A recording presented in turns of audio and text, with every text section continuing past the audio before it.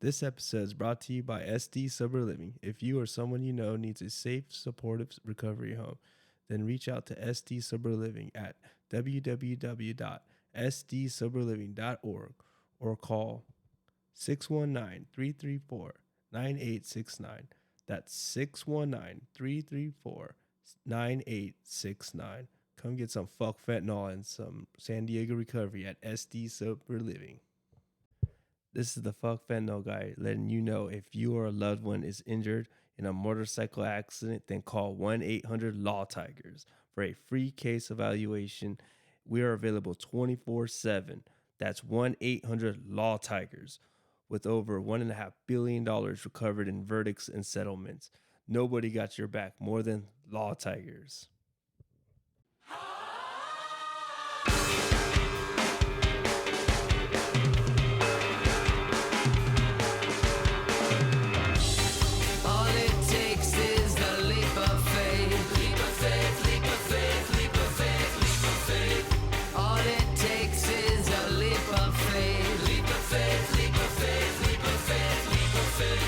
Shattered glass, you know it's never gonna last. Death is in the room, so you better think fast. Eyes like spotlights coming from hell. They're drawing you in with the stories they tell. When the deck is stacked against you and you feel cheated, don't give up so easy, cause we know you're not defeated yet. Don't ever listen what the enemy said. They be proven wrong by the end of the day. All it takes is the leap of faith. Leap of faith, leap of faith, leap of faith, leap of faith. All it takes is a leap of faith. Leap of faith, leap of faith, leap of faith, leap of faith. There's no hidden truth. Yeah, Leap of Faith, the Interrupters. Woo-woo. Fuck yeah. Scott saves, huh? That's me. I'm Luis Romero. I'm the Fuck Fentanyl guy. And this is the Fuck Fentanyl podcast. I got my friend Tracy. Hi, Tracy here. Hell yeah. Wow. What was your first ska show? My first ska show. Yeah. Oh man, that would definitely be just one of the Warped Tour events. Oh, Probably, really? maybe like 2009 or something Oh, like okay. that. It was Okay. like right out of high school. And I remember seeing a bunch that day. I mean, I think Streetlight Manifesto was there. Oh, nice. Real Big Fish, Goldfinger. Oh, fuck It was yes. a good day. It was Oh, a good hell day. yeah. Sick ass lineup. I saw the Slackers. That was my first one. They're a lot of fun. Fuck yeah. I That saw was them not too long ago. right before COVID. Mm. I got to enjoy that. Man. So where did you grow up, Tracy? I grew up in Vista. Yeah? Yeah. My family owns some nurseries out there. So Ah. I grew up in the more rural areas of Vista. The rural, like kind of like The those- agricultural those- areas? the Yeah. country kind of. Mhm. I never saw that before actually, until I did a photo shoot like around. It was like the Oceanside Vista kind of like border Oh yeah, from that's like the area I grew up in. the 76. Six. Yeah. And I was like, oh fuck, this is. I never noticed it was so country over here. Wow. So how was it like growing up in that part of town? I mean, I really liked it. It was a really great way to grow up. I grew up playing outside a lot, Yeah. running around the nursery and getting dirty and doing Yeah. all sorts of stuff. And it definitely it kept me from being like inside all the time on Yeah. video games and stuff like Yeah, that. yeah, I was yeah, just out doing Yeah, stuff. that's Yeah. good. That's how I spent my childhood too. I go home when the lights come on, you know. When the Yeah, street lights are on. Okay, definitely. get your ass home. And wow, okay, cool. And did you start drinking and doing drugs when you were young too? So I was a pretty like good and square kid growing up Oh, for you the were? most part. Yeah. So I went to a private Christian school Ooh, from fuck, really? yeah, from preschool till 5th grade. Oh, okay. Lots of good, few bad memories Mm-hmm. with that one. You know, a little bit of bullying here and there, and Oh yeah. Not very Christian like. no. And then 6th grade, I went to public school. Oh, yeah. I like begged my mom I wanted to leave so bad. I Get was me like, outta get here. me Get me out the of fuck here. outta here. I've been in class with the same like group of kids since preschool. Yeah, because we're small. Yeah, it was a really small class, and Yeah. you know me, like I'm an outgoing person. I didn't get along with a lot of these kids. It was weird. Yeah. I was so Christian that I was a little bit weird to like the quote unquote normal kids, but I was like a little bit bizarre for the Christian kids in my school. So you grew up Christian then? I did. Okay. I did. You know, I went to like Bible camps, and Oh, I would shit, go. really? Yeah, I would go What? down to Mexico and do like missionary work. All You sorts. did? I did. What? Oh, fuck, dude. Yeah, I was in it. I was in it for a long time, and yeah. So I went to a public school starting in 6th grade, and that was when I really started getting into choir. Okay, gotcha. So I did music stuff all throughout elementary because we did worship on Wednesdays, and that was when I found out I was really into singing, and we do little school plays and stuff. Really? And then 6th grade was when I started chamber choir, where we had like 60 plus people, and it was really cool. Wow. I think 6th or 7th grade was the first time I tried smoking weed, and like I liked it. I was like, oh, this is really cool. Like this, I really enjoy this. Yeah. But music was like my passion. And I didn't like seek it out after that. I was just like, this is cool, and like didn't really think twice about it after that. Okay. And then even through high school, I was still pretty good. I would smoke weed here and there, but very rarely. Okay. Yeah. Because weirdly enough, when I was in high school, I had to sign something to authorize randomized drug tests for being in choir. Really? Choir? And mind you, I was like the lone punk girl in the choir. I'm pretty sure I'm the only one that got random drug tested. Yeah. And it happened twice. Test that girl. I would like look to my friends. I'm like, "Are you guys getting drug tested?" They're like, "No." They just see the way you dressed, and they totally like she's smoking. This They girl's really smoking. did, and I really wasn't. I wasn't. And the it's girl so in the funny. attic shirt. For Test sure. her. I remember funny enough, I showed up one day, and I was wearing this like social distortion shirt, and it was the one that has like the half, like it's like a bikini clad pinup girl like lounging in a martini glass. Yeah. Oh, and they I know were that like, one. "You, get out of here." Wow. They're like, "You can't wear that here." Wow. All day, all my teachers were fine, but my choir teacher was kind of very sweet, very smart, but kind of like prude. Yeah. I get it. I think that's like kind of goes with the territory of being a choir teacher. It really does. Wow, man. So high school, you're pretty much a good kid. I was. Yeah, so going into my senior year, I met somebody that I would eventually be married to. We were together for like 9 years. Oh, fuck. Yeah, a long time. And pretty much High school sweethearts. High school sweethearts. Pretty much right after I graduated high school, I got my med card and was like off to the races. Oh, okay. Cool. But I don't know, I just loved like my choir so much that I was like, I can't do drugs. They're going to test me and I'm going to get kicked out of choir. Oh, but if you have a medical card, they can't do nothing about it. Once I'm graduated, they can't do anything about it was the thing. So, okay. What was your medical condition? what did I say? Of course you have to make something up. Yeah. I think I pulled just like one of those like insomnia cards, you know, like, okay. oh, I'm having a hard time sleeping. Oh, woe is me. This will put your ass to sleep. Yeah. Yeah. Hydrochronic. Right? Had me engulfing like massive amounts of pizza and chips, you know. Ah. The usual. Yeah, that'll work too.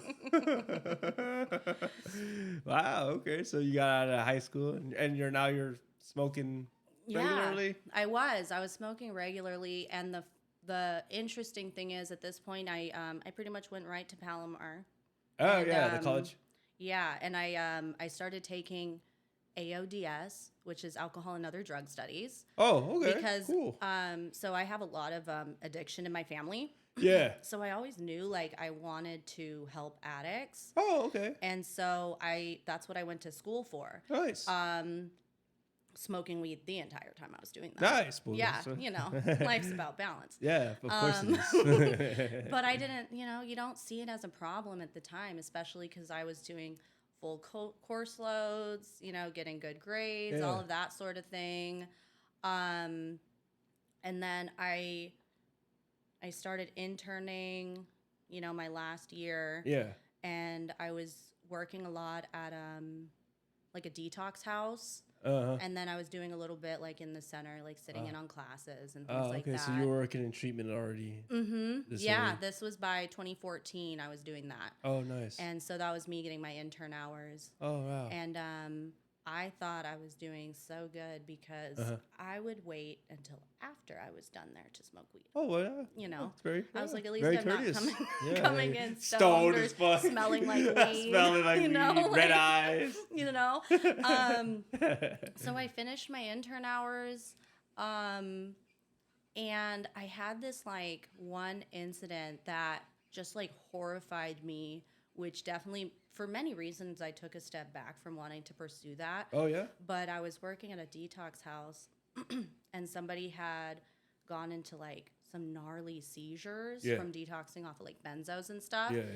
And I was just like deer in headlights, just like horrified because I'd never like experienced anything like that before. To like it was crazy. Yeah. And so, as they say, what is the saying? They say addicts will change their plans to meet their behaviors, whereas like normal people will change their behaviors to meet their plans. Yeah. So along with like many other reasons, I was like, oh, I feel like a fucking imposter. Okay. So Yeah, I decided I'm not gonna go this route. Sure. Yeah. Sure. So after I graduated college was when I started working for a gym. Oh, okay. Yeah. Okay. Early on then. Yeah, I started off just entry level, cleaning and doing sign-ups. And I worked my way up in that time. And again, I was still just like smoking weed. Yeah. Eventually, I started doing like a little bit of party drugs here and there. Like, it's the weekend. Maybe we'll do a little ecstasy or whatever. Oh, okay. But it never really like took over my day to day. Yeah. And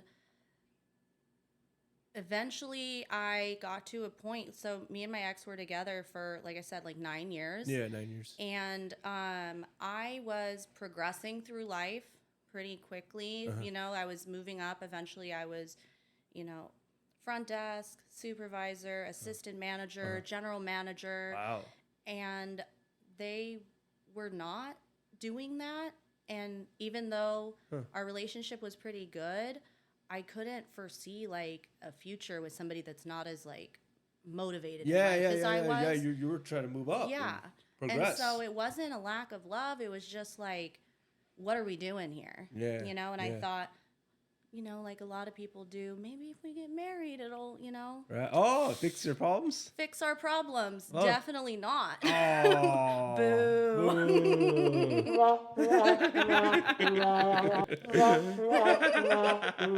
haven't done that one in a minute. Did it twice. It's perfect. Yeah. So, eventually we divorced. I told him that I didn't think it was going to work out.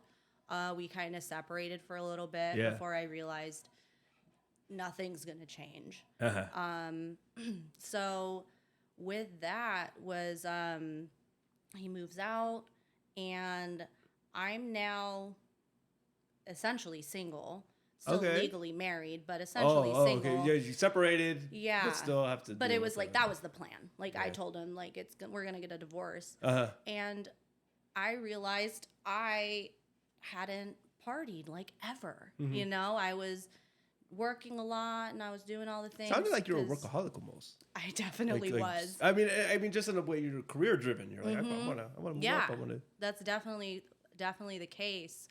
And once we split up and the divorce happened, I realized I didn't want to go back to the scene we were in. He was also in the punk and ska scene. Oh, okay. So I was like, okay, let's see what else is out there. Yeah. And so I started going to more EDM based events. Oh, no shit, really? Totally not my vibe, I'll be honest. But I just wanted something different. Okay, yeah. And I realized quickly, alcohol's not my thing. Oh, no? Like, I've never been into it. Even when I was younger, like, I would smoke weed before going to a bar. Yeah. And I wouldn't drink the whole time. I would just people watch and smoke weed. Yeah. So I got into other substances, I see. started off mainly with ecstasy, Yeah. ketamine, cocaine. Okay. And you were trying to be like a raver or something like that? Yes and no. Yeah. So I met somebody at one of the first shows that I went to. Yeah. And at first, I'll be honest, I thought he was kind of weird. Yeah. Like, aesthetically was weird. Yeah. Later on, I found out when I first met him, he was fucked up on ketamine. Oh, so okay. he was just weird all around. That just explains it. And then, like, 2 weeks later, I went to another event and he was there. Yeah. So we, like, exchanged numbers, started hanging out. And the best way I can explain it is, since I was in a relationship for like 9 years, I was not hip to dating. I was like very blinded to what red flags are. Right. Yeah. There's certain red flags that I feel like anybody would catch on, but things like love bombing, I didn't know what that was. Oh. Well, So can you he explain love bombing a little bit? He was very just excessive, like wanted to hang out all the time, wanted to just be together all the time. And for me, I was like, this is cool. Like, he's into me. It was really great. He moved in really quickly. Quickly, like, I found out that he was also, like, selling drugs. Oh, okay. And so then that came into the mix. Yeah. And very quickly, not only was I addicted to this relationship, but I was addicted to the drugs that was being brought into the relationship. Yeah, got it. Got it. They came hand in hand. It did. Yeah. And for most of the time, things were really, really great. And I attribute the bad times to drugs, So I see. there would be situations where maybe there would be some withdrawal in play, and his reaction would be like angry, bad mood. When I am feeling withdrawally, shitty, I just get really sad. Yeah. And he gets really angry and would almost get annoyed by how sad I was, which would just make me more sad. And it was a very bad cycle. Very, very healthy dynamic here. As drug addicted relationships are, they're usually very healthy. Yeah, right. Yeah. Sorry, thick sarcasm. Oh, no, that's okay. I'm full of it. So, like I said, it started off with mainly cocaine, ketamine, and stuff like that. All those party drugs. Party drugs, for sure. They make you happy. Exactly. And somewhere along the line, he had, I don't know if he got injured, I don't really recall, but he had like back pain. Yeah. And so he was nursing that with the ketamine. But I was like, hey, I know somebody that can get us like hydrocodones. From like, it was like their legitimate prescription or whatever. So I would buy from them. And I enjoyed opiates. But because he had that injury, it was almost like off to the races right away. I see. Yeah. And so then... Because he's doing it all the time. Yeah, so he starts doing it all the time. And because of that codependent nature, it was like, whatever you're doing, I'm going to do. Yeah, I'll do it with you. Yeah, I want to do it too. Yeah. Such a good girlfriend. Yeah, like, we're in this together, babe, Yeah, of course. Yeah, and so as we do, we start using more and more, and my Connect could no longer provide the amount that we needed because it was from their legitimate prescription. There's only, there's a cap of so much they can give. Yeah. And once that was reached was when fentanyl was introduced to the equation. Oh, okay. Yeah. When was this then? That was maybe like 2 or 3 years into the relationship, and we were together for about 5.5 years. Oh, okay. Maybe a year and a half. I don't know. It all blurs together. No. But what year was this? Let's see. We got together in 2018. Okay, so like 2020. So we were definitely like off to the races with the fentanyl by 2020. Okay, yeah, that's Yeah. when it was like starting to pop up. Yeah.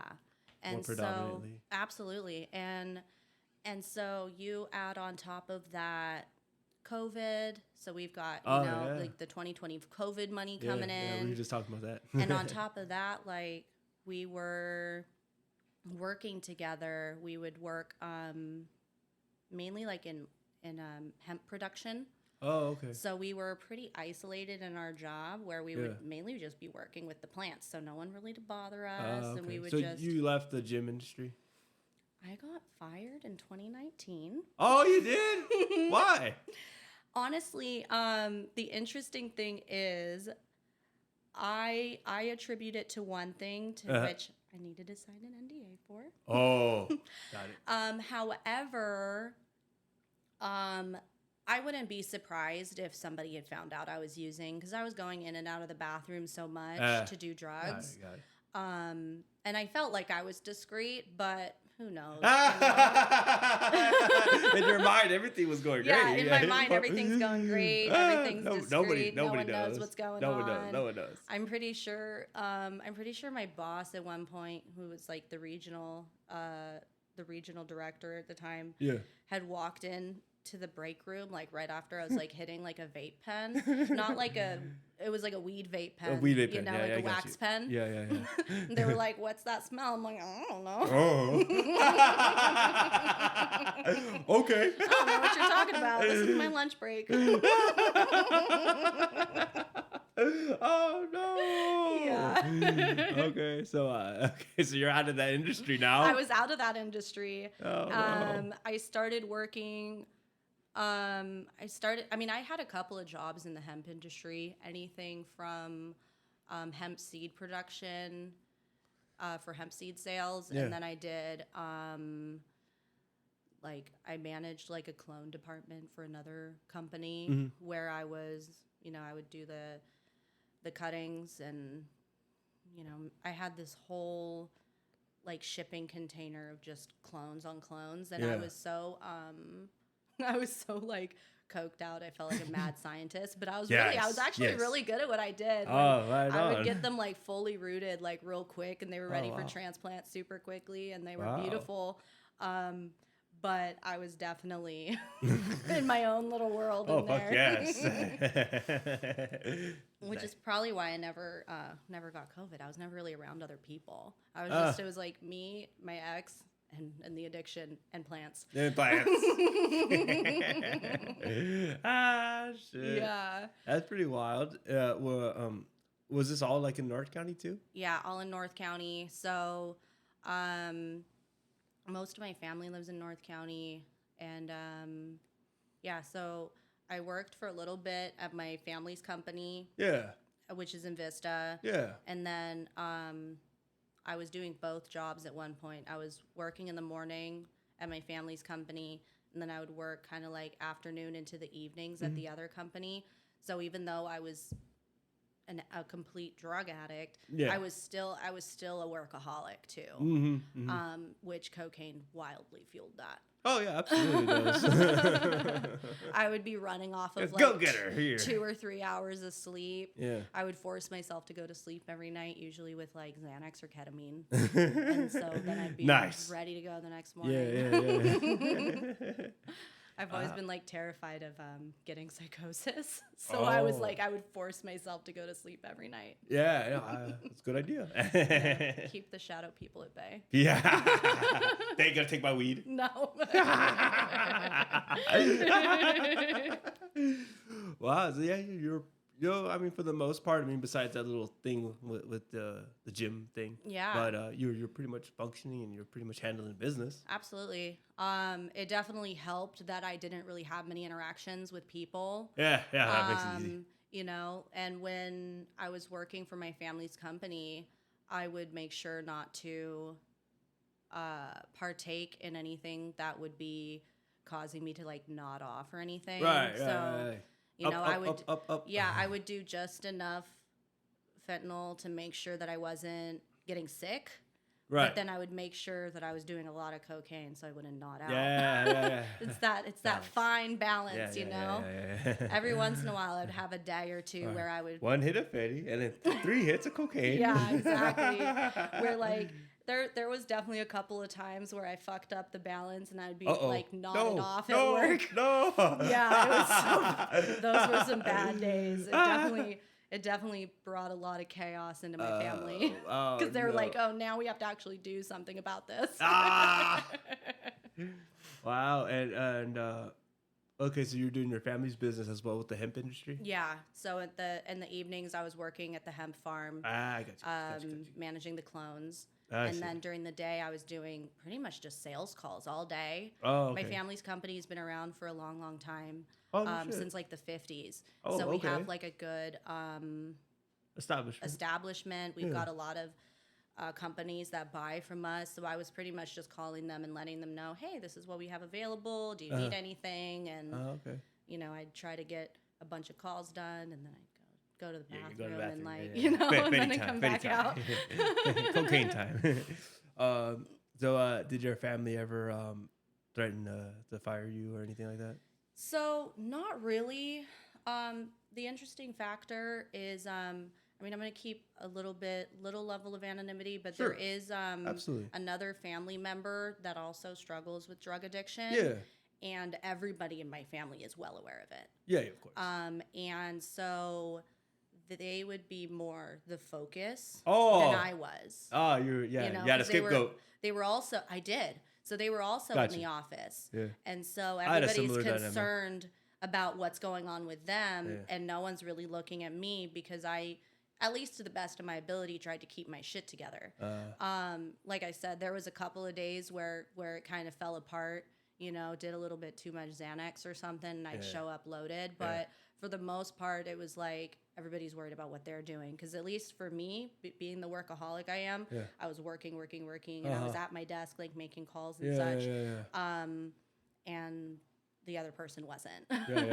You were better at handling it than they were. But they've got, you know, they've been using a lot longer than I have. You know, I had a pretty short run. I was only using heavily for about like 5 years. Well, that's still so it's a good run, but I mean, good like run, in comparison to like 10 or 15 years, it's a little different. I kind of had a similar dynamic with me and my uncle. Yeah. Yeah, we at one point in my life, I was living with my grandparents, and my uncle has been the black sheep for a long time before I was born. he had the bad rep, and he is a meth addict. Okay. You know, he's gone clean a couple times here and there, but never stuck.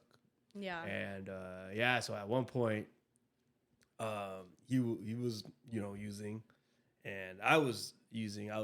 He was snorting and smoking meth, and I would be shooting up heroin. So we were both living in the same household. My poor grandparents took us in, and it was like, okay, either he's gonna act out or I'm gonna.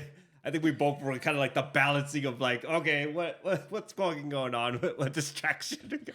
You know, we got me like squirting like quags in the fucking roof, and him like just fucking breaking shit for no reason and only to fix it, but she didn't need to be fixed in the first place, type shit. Yeah. I relate a lot to that because this family member and I lived together while we worked at the office, and we never used together ever. Yeah. And I never saw them do their drugs, and they never saw me do my drugs. It was almost like a don't ask, don't tell. Oh, situation. really? It was like they're doing their thing, I'm doing mine. Yeah. And we're gonna just pretend it's not happening until the time that I showed up really really fucked up. I did a bunch of Xanax the night before, and I was still high the next day. Really? And I went into a full Xan rage at work. Wow. I don't remember any of it. I actually didn't. Black out. Yeah, I didn't find out the details until I was, you know, doing amends with family. No shit. Well, you did this and did. Oh, sorry. I'm like, oh man, I guess there's more stuff I need to apologize for. Right. Oh shit. Oh man. Yeah, me and my uncle. We smoke weed together. We drink together, but yeah, I wouldn't do my DOC in front. I actually had a bit of I guess it was not. It's so hard. I didn't have a resentment towards him, like personally, but just like the actions that he did from the past. Like I just grew up with a big disdain of meth.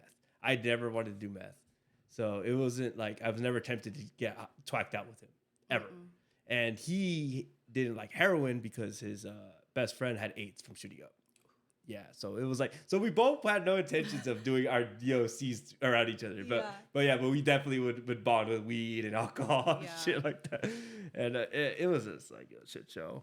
Yeah. And sorry, go ahead. no, yeah, and then when I went back to my grandparents, I felt like really fucking embarrassed. I remember the first time when I got clean, I was just like, oh my God, dude, I put them through so fucking much, dude.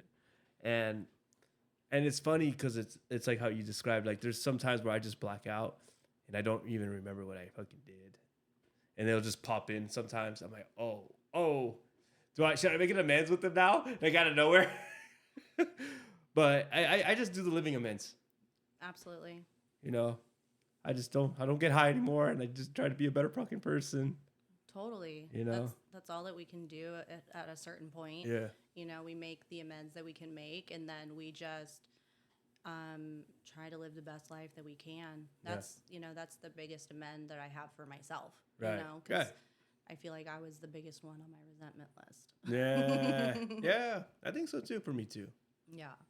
When I did my second round of steps, it's interesting. I did my steps twice, like 8 years apart from each other, because there was like giant space of complacency in between, and I put my mom twice on my amends list, and I never even did anything in my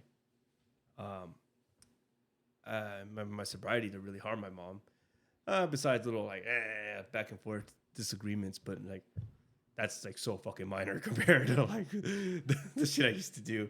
And I put my mom twice because, and I told my sponsor, like, I don't know, like I told him, like, I felt like I did so fucking much that it's just I will permanently like have that living amends. Totally. Like, you know what I mean?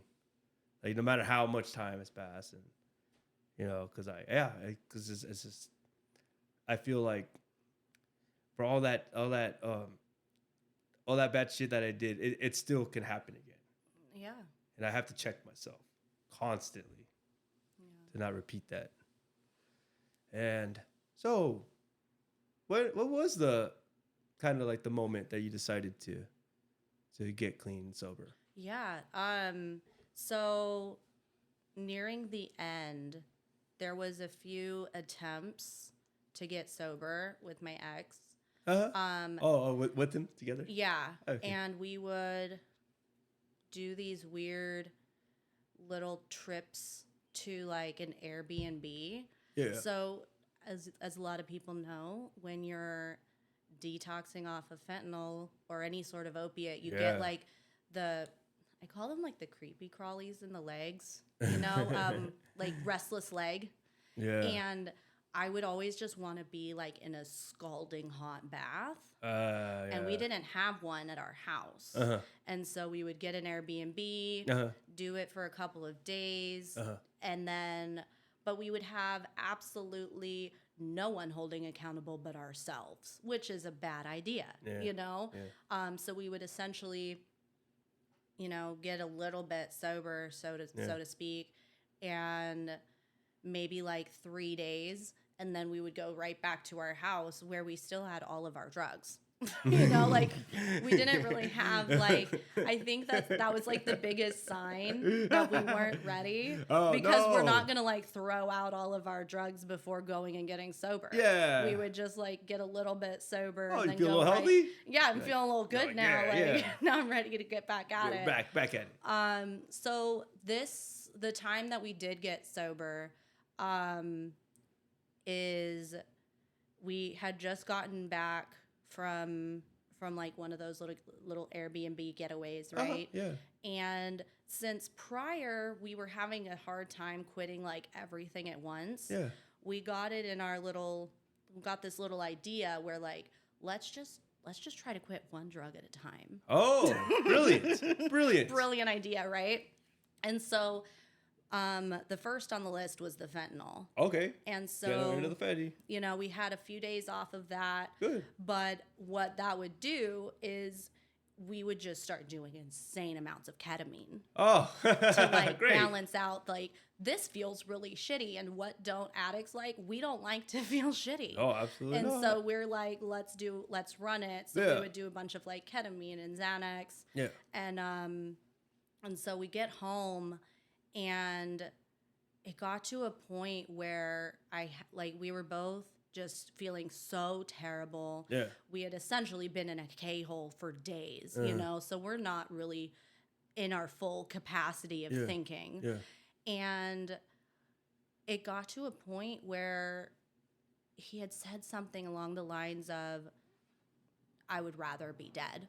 Uh-huh. And he had like an idea and a plan to essentially end his life. Oh, fuck. And like, I don't know, something in me in that moment was like my first, what they would say, God shot. Yeah. Where even though I'm like, I can barely speak, I'm so messed up off of ketamine. Yeah. Like I had this like light bulb moment of like, it doesn't have to be this way, dude. Mm-hmm. Like there's other options. Yeah. Like we don't have to, like, yeah, obviously it feels like shit right now. We're like 3 or 4 days off of like one of the strongest opiates available. Like, Right. of course we feel like shit. Of course. There's repercussions to your actions, dude. Right. And so I ended up not allowing him to kill himself. Uh-huh. And I ended up giving him like a bunch of like ketamine Sure. to knock him out. Sure.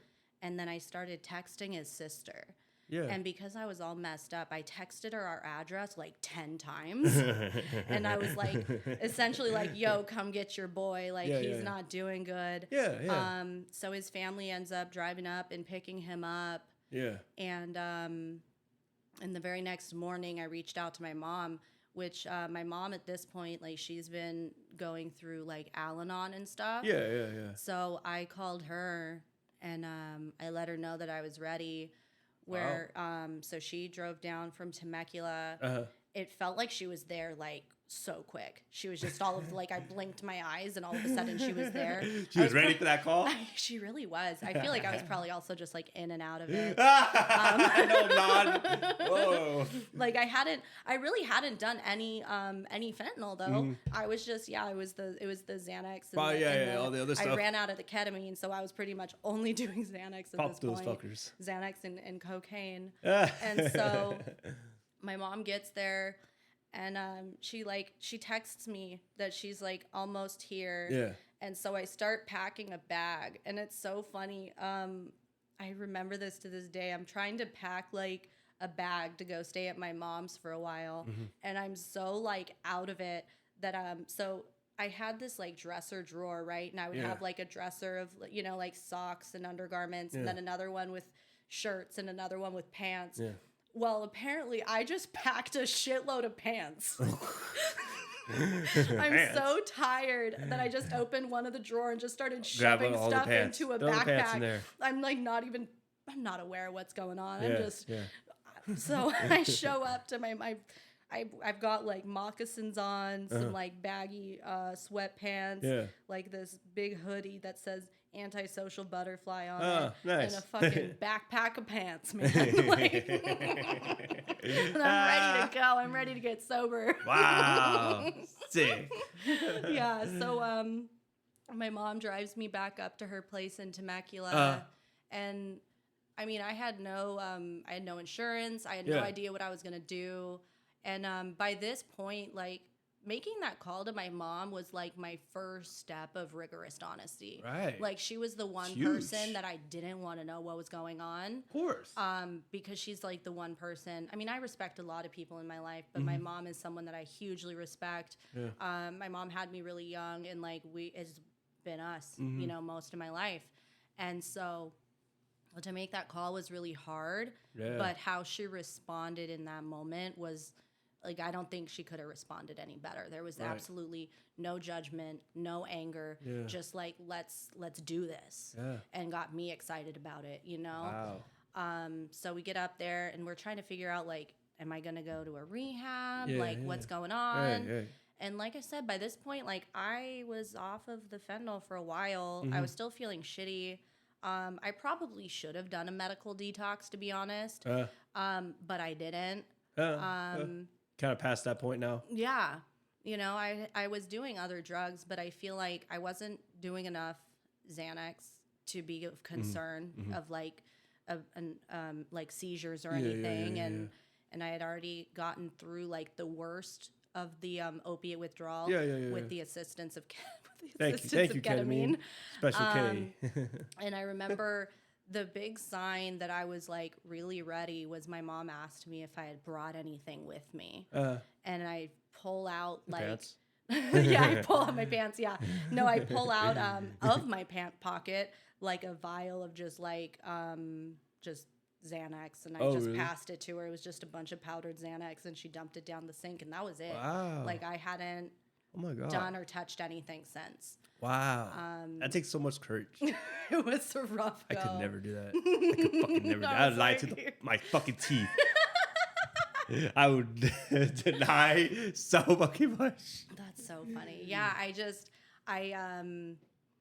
I mean, at that point, there was just no turning back. Like, I already told her, like, I'm detoxing. Like, what is it? Just to be like, here's my drugs, get rid of it. Yeah. Because I knew that if I was alone with those drugs, like, if she left the room, it would go right up my nose. Yeah, you know? Absolutely. So, yeah, she dumped that out. And it could be dangerous, too, because those... You never know. We were just talking about those Xannies could have had a little Fetty in there. You wouldn't know. Yeah. And you were already detoxing off that. So, yeah, the detox went. I mean, it wasn't great. It wasn't terrible. You know, I spent a lot of time in hot showers and hot baths for sure. I remember one of the things I definitely remember was. So my mom's house is a 2-story, and it's the type that it kind of like goes up, and then it has a little landing and turns, and then goes up some more. Yeah. And I would go up the first few stairs, and I would have to sit down on the landing for a good 2 minutes because my legs would feel so weak that I couldn't even get all the way up the stairs without taking a break. Damn, really? Yeah. Shit, dude. And you were like at one point a fit person and an active person. Yeah, absolutely. I mean, I didn't go over this in the story earlier, but I after I departed from the gym. Departed, yes. I was given some money. Oh, okay. From the gym. Okay. And like a little severance package, you can call it. Oh, nice. I like that. Right? Well, I used that to I went to Costa Rica for a month and I got my yoga teaching cert. Oh. That's cool. Yeah. And I snuck all sorts of illegal things because I was going to be gone for a month. You know? Yeah, you need a month supply here. Well, my ex had come with me on that trip, but he was only there for the first week, and I was there for about a month. Yeah. Well, while I was like in class doing my yoga teaching training, he was in the hotel room doing all of our drugs. Oh, what a fucking asshole. You know, addicts be addicts. Oh, man. Addicts be addicts. Dude. Oh, so you by hid the it from him. by the time he left, we were out of everything. Oh, fuck, so dude. I'm literally in the heat. Yeah. In the it's hot out, Yeah. it's humid. Yeah. I'm outside doing yoga training in full withdrawal. Sick. Weirdly enough, I feel like it expedited the withdrawal. Probably. Because of all the heat, I was sweating so much and I was drinking a lot of water and I was moving around a lot. I did, however, go to a local tattoo shop and I was able to buy weed. Oh, okay. And I was able to pick up a little bit of cocaine. Both were really shitty low quality. Of course. I'll be honest. Of course they were. But it was better than nothing. They saw you as an American. Oh, we got her. Yeah. We'll give her the shit. I'm like literally like sweating. Hey, I'm you like, got what do you some got? What do you got? I'll take it. Whatever you got, give it to me. Yeah. Oh my God. That's funny. Wow. Yeah. So now you're like totally like Yeah, so out of that shape and yeah, so by this point I was out of shape, you know, and I wasn't doing my yoga anymore and I wasn't working out anymore. Yeah. I mean, I guess the most like exercise I would get was like when I was working at the hemp farm. Like I was that's manual moving. labor. Yeah, I was doing a lot of manual labor there. So I guess I wasn't that weak because I would be moving like the big like 5 gallons of the mother plants around and stuff like that, rearranging like the facilities. I see. But still, But when the drugs are out of the system, once then the drugs are out of the yeah. system, Now, you're now like, your "Ooh, body's now like, I have to take the full Yeah. weight of my body on my own. Now your body's like, oh, it's payback time. Yeah, right? I mean, just like anything else in life, what comes up must come down. right. Oh shit. Yeah. So let's see. So I detoxed in my mom's house. Like I said, my mom is in Al-Anon and my stepdad is in AA. So at this point, I don't remember how much time he had. He had like maybe a year and a half, maybe 2 years sober. Time on him, yeah. And he was like is still Mm-hmm. super active in the fellowship and in the community up in Temecula. Ooh. And so he like deep dive researched looking for like the perfect meeting for my first meeting because You wanted it to be a good one. You wanted it to be a good one, Yeah, and I stick can around. definitely say that the meeting that he chose for me was top tier. Like it was perfect. A lot of the friends that I made in that first meeting that I went to are very close friends of mine to this day. Oh wow. Yeah. So which one was it? it was a YPAW meeting up at the Alano Club. Oh. Okay. Yeah, so it was a silly meeting, which I needed because I was so down and my personality is just so silly. And so it was that jolt of positivity that I needed. And it was a good way to kind of get me started off on the right foot. And since I have that background of interning and treatment, like I knew what I needed to do. And so since I wasn't going to rehab, I knew that I needed to do something. So I did I did like over 180 meetings in the first 90 days. Oh, great. I got my sponsor at about 2 weeks sober, started working like a step a week, I believe it was, and just started powering through it. So you assigned yourself to do at least 90. Absolutely. But obviously you doubled down on it. I did. Because I didn't, I was working at my family's company again after taking about 2 weeks off. So I took 2 weeks off to detox and just kind of get my mind back and going. And like the workaholic I am, I went back to work 2 weeks later. Of course.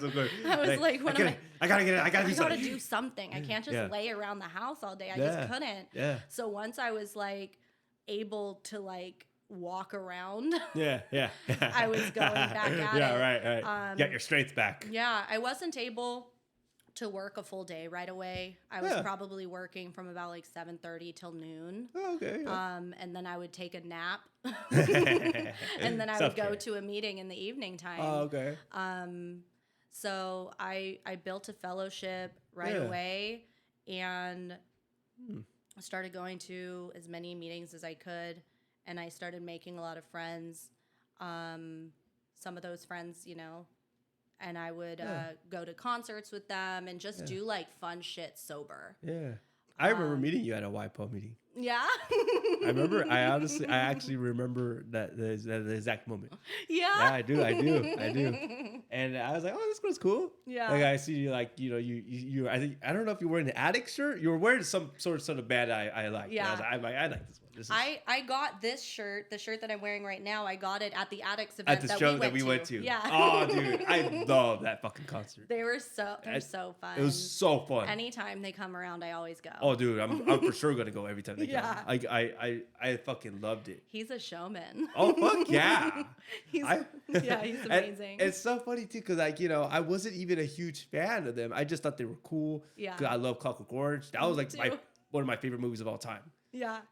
And I was just like, oh, that'd be cool. That's gonna be a good one. And then when I went to that, I was like, I love this band so fucking much. I'm obsessed. They won me. They really do. Dude. They're a show not to be missed. They are. They're just so fun. They are. I love I love taking people to their first addict show. Oh, dude, yeah, you Because, got me on mine. You know, because like you're like, oh, the music's pretty cool, but then when you see it on stage with all the energy, you're like, what is this? Yeah, dude. Like that dude just came in with a straight jacket with the feathers. You're Yeah, like, what the it's like a technicolored like cape. dude. It's so cool. Like You wouldn't think that somebody that age would be able to move like dude, that. right? And I was thinking that too. You know, because I got to see him up close. Because he'll be just posted. Yeah. Fucking monkey would just be posted. Just hanging out. Yeah, hanging out. And they're like, oh, this dude is like probably like 5'8" and fucking 120 pounds. He looks like Soaking wet. Soaking wet. You're like so unimpressed, like this little British man. And then on the stage, on dude, stage, you're like, damn. he's the fucking man, he's the dude. man. I'm like, that dude's fucking sick. I remember my very first addict show. It was my very first Warped Tour as well. And my ex-husband was a big Addicts fan. Yeah. And so we got to the set early. We were like right up against the stage. I don't even think at this point I'd really even listened much to the Addicts. Like a little here and there. Like I knew some of the big hits. Right. And the show starts. I'm like instantly enamored. Yeah. And I remember leaving just covered in like glitter and silly string and streamers. Yes. And I was like, this is what's up. I'm never missing an addict show again. And I've seen him probably 20 times. Like they're just so good. Fuck yeah, dude. Oh my god, I'm keeping point on the next one. I will not miss that. And wow, and it's so amazing because you're like literally one of my favorite people. Aw, I swear to God, I swear to God, dude. And like I fucking I really appreciate everything you do. Oh, thank you. You know, the community, and I know you lost one of your friends. Yes.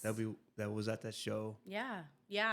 That was really tough. So my best friend Chelsea, we lived together. She moved in shortly after I got sober. Yeah. So we were living together, and she would come to meetings with me. She would come to shows with me, and she was like my biggest cheerleader. Yeah. A few months into it, a lot of people know this story, but her cat attacked me. Oh, what? Yeah. Her You cat? don't know this story? No. Okay. Tell me. I really didn't. Yeah. So her cat like brutally attacked me. Really? And I'm not typically even a cat fan, but because it was her cat and she was living with me, I'm like, for sure your cat can stay. So so she was like at a friend's house or whatever. She was supposed to come home that night. Yeah. But she didn't end up showing up, and that's fine. She does that. Yeah. And I wake up in the morning, and I had like one of those windows there that would slide side by side to open. Yeah. And I had like, I don't know if you've ever seen them, but there are these weird like rainbow Technicolor things over the window. So when the light shines in, it makes rainbows all over the room. Yeah. So I can't see out the window. And I hear this noise going on. It was right before I was supposed to leave for work. And I see her cat had his paw like in between the crack of the window. Yeah. And he's crying. And I was like, oh no, like he must have his paw stuck. So I go to open the window a little bit, and he just instantly tries to jam his body through the window. And like when I say this was Chelsea's baby, that is not an understatement. She often would joke, but I think half serious. If she ever lost this cat, she would just die. Yeah. So I instinctively and half asleep go to grab him to like pull him from jumping out. Yeah. Little did I know there was another cat out there, both of them being unneutered male cats. So he was very territorial, and his little paw was out there essentially flipping off the other cat like, fuck you, get off my property. Little finger. He's like, get out of here. So when I went to stop him from attacking the other cat, like all of that rage like turned onto me, and he was about arm's length distance.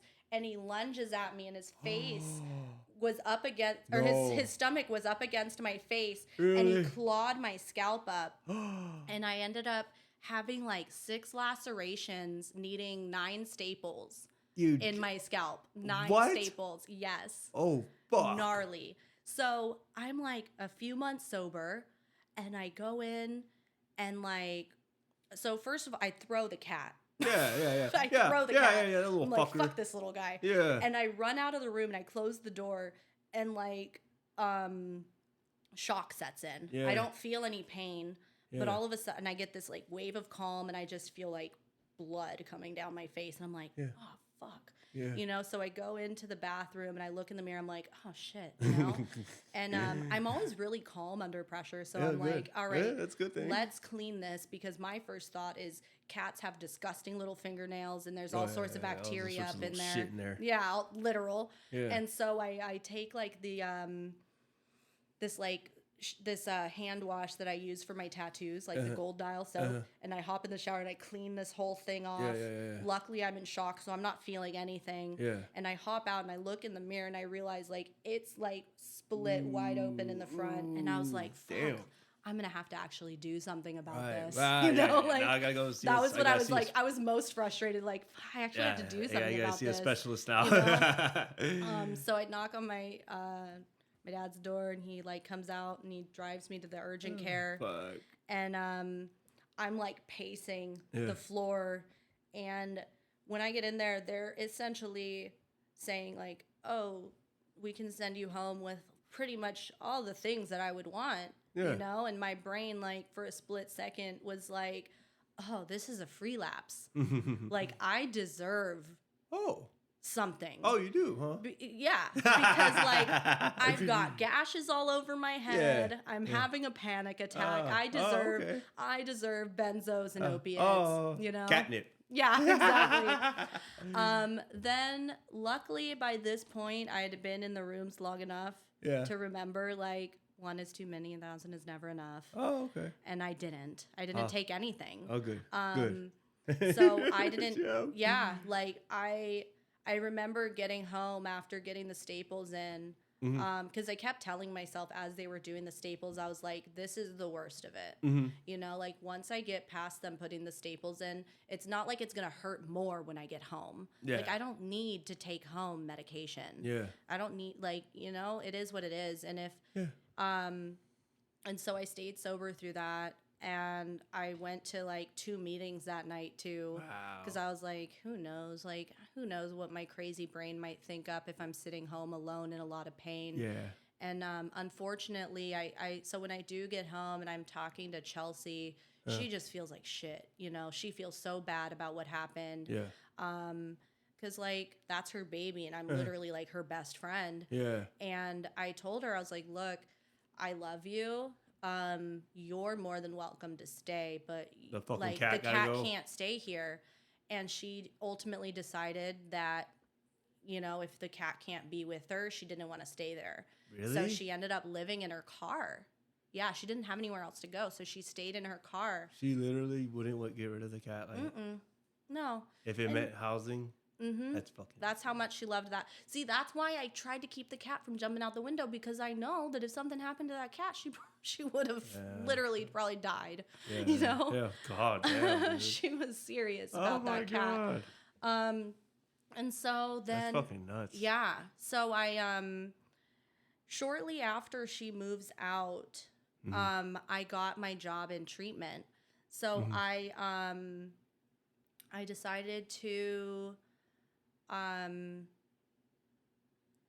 try out house management, and I was behavioral health tech as well. Yeah. And I loved it. I mean, I had the background in AODS studies prior, so none of it was new. And while I was, you know, pretty fresh in that job, let's see, I started like November 1st, and then December 13th, I'm pulling into work, and our other best friend calls me just sobbing, and she's like, our girl, like, we lost her, like, just freaking out. And I was like, what the fuck? Like, my brain can't even comprehend the words that she's saying. And so I eventually, the way that I always deal with heavy emotions is I put all of my thought and energy into other people, which probably isn't always the healthiest way to cope with things, but it works in the moment. Right. Yeah. So I'm just like comforting her and all of that. And she ends up getting off of the phone, and my workaholic ass goes right back into work. Yeah. And I'm trying to work through it. Right. And I'm like, you know, I'll step into like an office that's empty and then like cry. And then I'd come back out and I'm like doing my job. And then I'd go back in the office. And eventually I go to my boss. I'm like, I need to go. And she's like, what happened? Like, I didn't even tell anybody what had happened. And so like, cause I don't know, just to say it, like made it real. Yeah. Yeah. So when I finally like spoke it out loud, I just started sobbing. Yeah. And I called up my sponsee sister at a certain point, and I was like, what are you doing? Like, I don't want to be alone right now. It wasn't even necessarily like, oh, I'm going to go use. It was more just like I just didn't want to be by myself. Yeah. So I went over to her place, and you know, I mean, that's just one of the tools that they give you, right? Like in the rooms, it's like you reach out to other people. And she, at one point, had lost her sister. Oh, so, I know who you're talking about. Yeah. Yeah. And so I wanted to spend time with somebody that had gone through like a loss of what I call like a main character in your life. You know, like in addiction, like we lose, and in sobriety, we lose a lot of people that, you know, might be casual people in our lives, and it hurts. Yeah. But like to lose somebody that you talk to every single day is a different level. It's brutal. And I'm like, fuck, dude. So I spent the whole day with her. We watched like Disney movies and ate an ungodly amount of pizza. And I remember healthy coping mechanisms. Yeah. And it's weird. I have like such a morbid humor when it comes to coping with loss. Yeah. Because I've had a lot of it. Like I had a few very, very close friends. Like one of my best friends passed away like while I was in my addiction. And so like in that way, like I never dealt with it. Almost reopened it almost. It did, because she was also best friends with him. So we went through that loss together. We went through this other loss together too. Yeah. And we would make jokes like, we need to stop meeting up like this, talking about like going to our friends' memorials. Yeah. You know, we would go through so much time of not seeing each other, or talking to each other. Yeah, right. Not me and Chelsea, but like just other people in our friends group. Sure. And that's just like how we joked. And I remember calling up mine and Chelsea's best friend while I was sitting there at my sponsee sister's house, and we were like telling the most morbid humor, because Chelsea was that way too. Yeah. We made jokes about needing a punch card for the mortuary. Oh. I was like, we should be getting our own parking spots. Yeah. You know, like you get a certain number of punches in your card, you get free coffee. A free Starbucks. Yeah. I look over at my sponsee sister, and she's literally tearing up at this point, because she's really? just like, this is so dark. Oh man, not dark enough. I can go darker. Right? Same. That was like, you know, that was like, and I think it was because it was the same day that it happened, you know, that she was like, God damn. The timing. Yeah. And I'm like, Makes dude, it more better. I just couldn't. Like, I can't. Because the moment that I start talking about like the actual plans of going to like all of those things, like, I'm gonna break down, so I gotta just like laugh about it right now. When my best friend died, I made a lot of jokes at his his expense, just to help me process it a little bit. I think it's just a natural part of grieving, I think. Right? Like there are still jokes that I make to this day. Like there's this pink jacket that I wear often. It's like this pink fuzzy one, and Chelsea, I remember when we were living together, offered me that jacket. She's like, I don't want this jacket anymore. Do you want it? And I was like, girl, I would never wear that jacket. It's not my style. It's fucking, I remember ugly. telling her it was fucking ugly. Yeah. I did. Yeah. And then when she had passed away, I went back to our old place because I still have access to all my stuff there. Right. And that fucking jacket was hanging up. Like that And eyesore of a fucking jacket. I fucking wear that thing like 2 or 3 times a week now. Like I almost wore it today. Oh my God. And I swear she's just laughing every time I put it on. Yeah, now you have to wear that ugly jacket. Yeah. She's like, I hope it makes you think of me. And it does. Like she actually cut this. She cropped this shirt for me. Did. And she cropped it too short. And I would always like, yeah, I would always get you can real barely mad. see the album. Mm-hmm. But now, it's almost like a little message from her to me. You will never walk alone. Yeah. But it's all curled up and no one can ever see it except if I pull it down. Yeah. On the low, like, look. Yeah. This is the message. This is the message. Yeah. So so I was able to get through that sober with a lot of help from my friends and just the tools that I got. Yeah. Doing my thing. And one more little thing before we wrap this bitch up. Yeah. I really admire that, you make announcements about Narcan and stuff like that. And I really admire that because I know there's going to be some side eye. Yes, there absolutely is. And I feel for me, the reason I think it's important is addicts are fucking addicts. You know, like people are going to go out and they're going to do what they're going to do. Yeah. And that doesn't deserve to be a death sentence. Yeah. Like people deserve the opportunity to fuck up and be able to come back. Mm-hmm. And so if either the Narcan or the fentanyl test strips or the xylazine test strips, if those get into the right hands and it happens to save somebody's life, like that's huge for me. Yeah. I want everyone to have the same opportunities that I was afforded. Yeah, absolutely. Thank you. No, I do. Because I myself was a person like that. When it first came out, I was like, what? Why am I going to carry that? I'm not going to use it. Yeah. I have no intentions of using it. And that's why, like, I tell people, too, when I'm announcing it is, like, I always kind of say at the end where it's like, if you don't already just carry around Narcan in your day-to-day, like, what the fuck are you doing? Right. Like, you never know if you might be at a gas station or just, like, walking through a fucking park and somebody could need that life-saving option. Yeah. And I know for myself, I keep 2 of them in my backpack at all times. Yeah. Like, luckily, I've never needed to use it. Really? In my day to day. Like, that's great. Because I had to. Really? Yeah. Holy shit. Yeah. I'm familiar with what overdoses look like, and I hadn't seen it in. Oh, actually, it was like maybe a week. I got out of crash. I had a homie from Inglewood, and. I guess this is kind of an unnecessary story, but anyways, I'm for it. Okay, so we picked up, and I had a shot, and it was kind of a watered down shot for me. I didn't know what his tolerance was, and it was too much for him, and he OD'd on it, and I was like, oh no, shit, because I was literally like, here, just take this, man. It'll get you. I asked him, you're sick, right? Take this right now, and we're gonna get the real stuff. We're gonna get real fucking high. Just get well. This was just like his baby shot. Yes, it was pregame.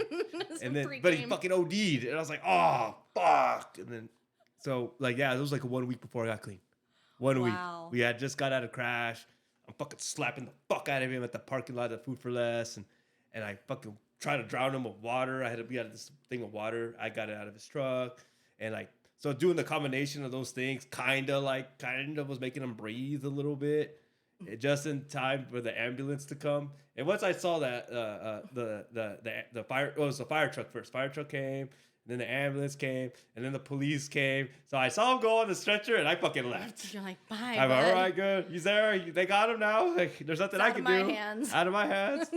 And then last time I saw him, we were at an NA convention last year. I love that. So that's great. Going back, but yeah. So anyways. So that was the last time I seen somebody OD prior to, I was shipping out hoodies at the post office and here in Chula Vista, right near my work too. And this homeless guy OD'd. Oh shit. Yeah, pouring rain, and I was so confused because I thought he was having a heart attack or something. The guy dragged him out of the fucking car. He was like, you could tell like his face was starting to change colors. He was making the gurgling sounds, and I was like, oh. Fuck! Like, this guy's ODing.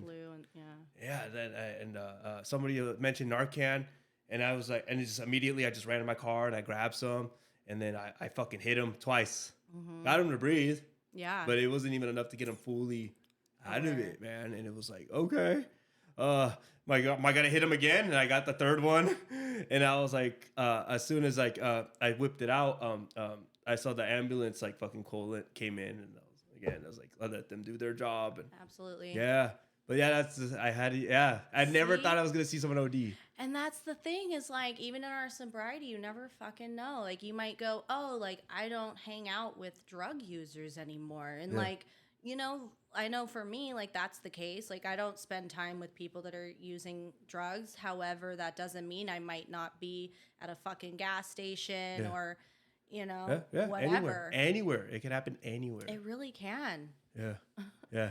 I'm the local hero at the post office. Yeah, you are. By the way. It's so funny, dude. I'm just like, I was like, look, I didn't know that shit was going to happen. I had no idea. It just happened to happen. But, wow. They put up a plaque with your face on it. Yeah. Holding the Narcan. Holding a Narcan up. That'd be so good. It's so fucking funny.